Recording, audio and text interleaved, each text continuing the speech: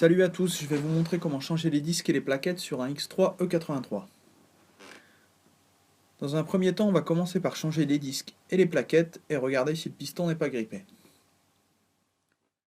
Je vais commencer par ouvrir le vase d'expansion du mètre-cylindre de frein qui contient le liquide de frein dans le compartiment moteur.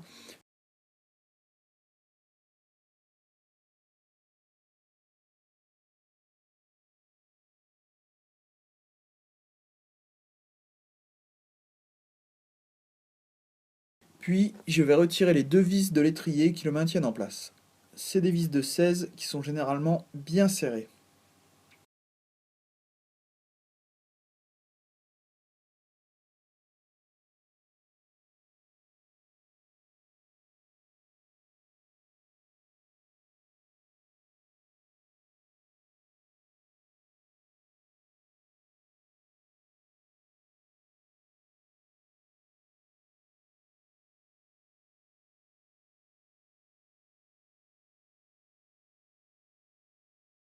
Malheureusement, la durite de frein gêne sur la vis du dessus, donc pour desserrer, je ne peux pas utiliser une clé à cliquer, je vais finir à la clé plate.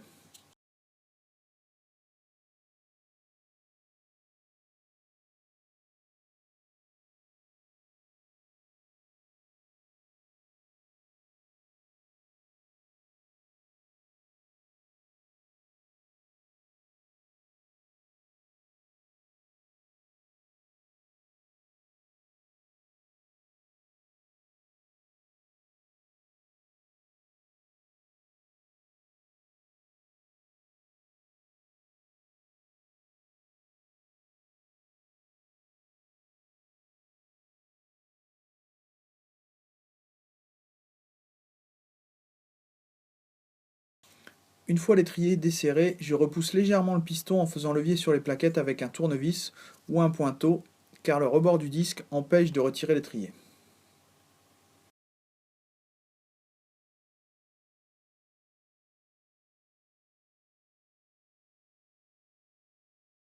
Quand l'étrier est enfin sorti, il faut le manipuler avec précaution pour ne pas blesser la durite de frein, ce qui pourrait entraîner des fuites.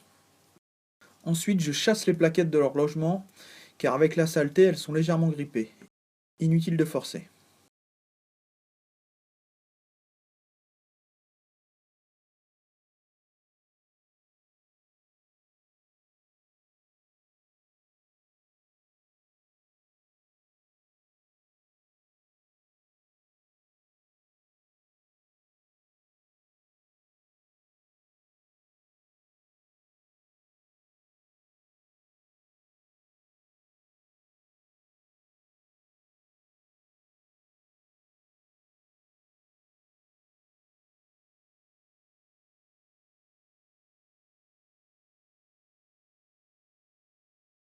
On peut alors sortir la seconde partie de l'étrier qui est juste emboîtée et attacher l'étrier à l'amortisseur à l'aide d'un fil de fer pour ne pas le laisser pendre de tout son poids sur la durite.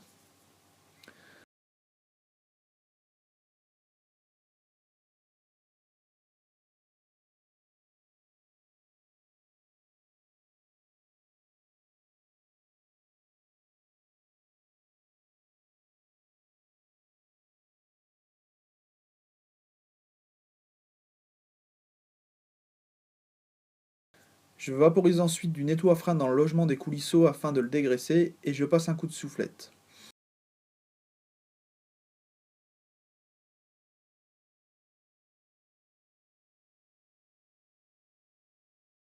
Même chose pour les axes de coulisseaux.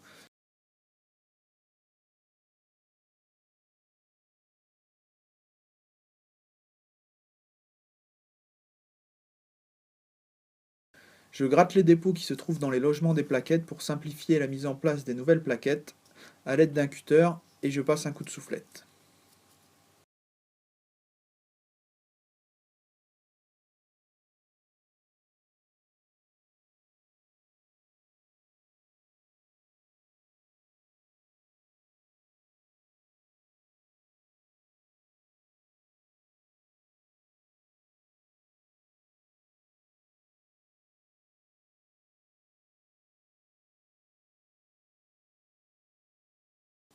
Je peux désormais passer à l'extraction du disque à l'aide d'une clé Allen de 6. Cette vis est généralement peu serrée.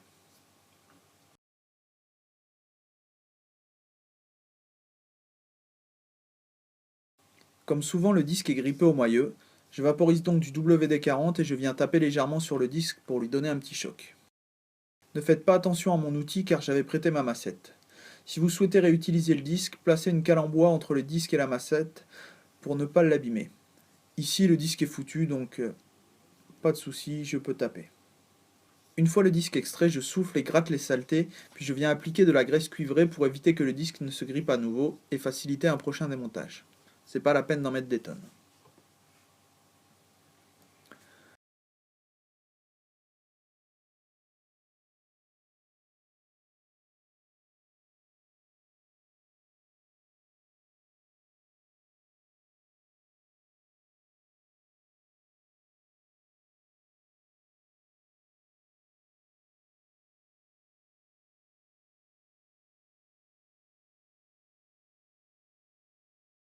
Maintenant, on va pouvoir placer le disque neuf et le serrer avec la nouvelle vis qui est fournie.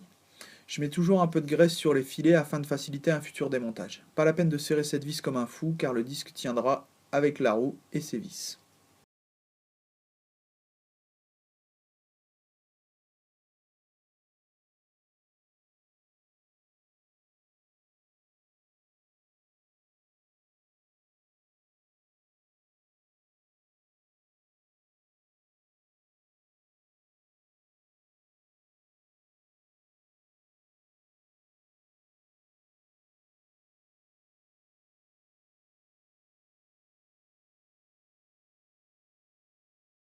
Je prends maintenant une petite plaquette pour venir repousser le piston que je place à l'envers contre le piston.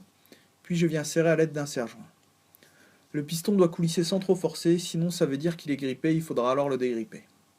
Sur le X3, pas besoin d'outils spécifiques car les pistons ne sont pas filetés. Un simple serre-joint fait très bien l'affaire.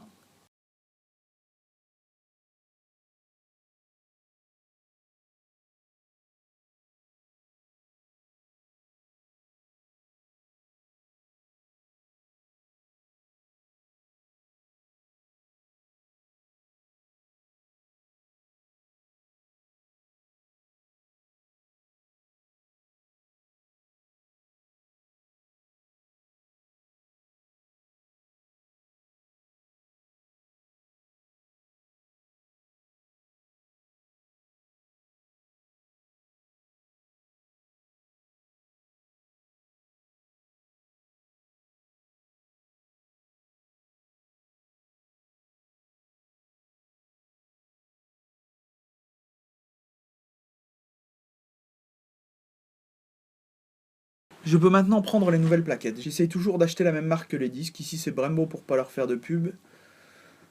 Je viens placer les plaquettes dans leur logement pour voir si le piston est assez repoussé. Donc la plaquette avec les ergots dans le piston et l'autre contre l'étrier. Et je viens les glisser sur le disque.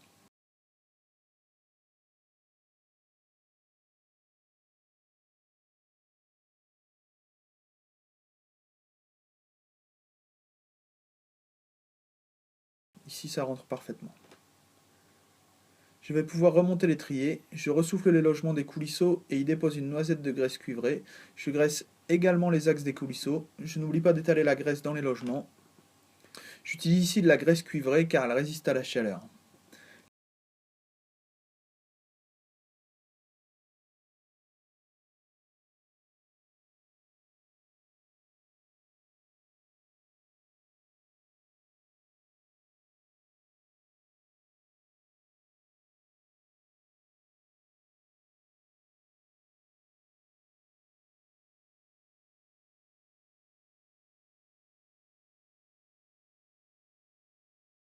Les axes doivent coulisser tout seuls sans forcer et la mâchoire et l'étrier glisser l'un dans l'autre très facilement.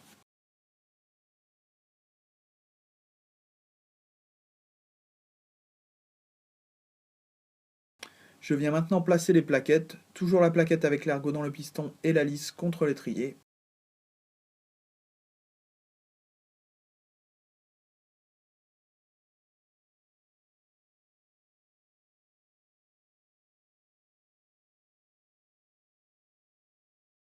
Je n'oublie pas de venir remettre en place le clips qui maintient les plaquettes serrées dans la mâchoire.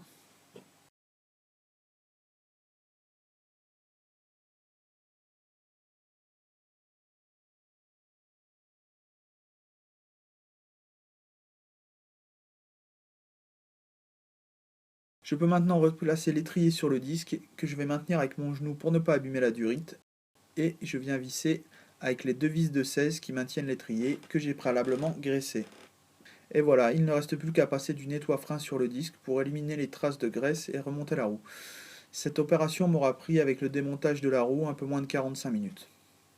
Il faut savoir qu'il y a sur la roue avant gauche et la roue arrière droite un témoin d'usure des plaquettes qui est simplement clipsé dans un petit boîtier d'une part et sur la plaquette d'autre part. Il ne faut pas le confondre avec le témoin d'ABS, mais pour ce faire, il suffit de partir de l'étrier et de remonter jusqu'au boîtier en suivant le fil.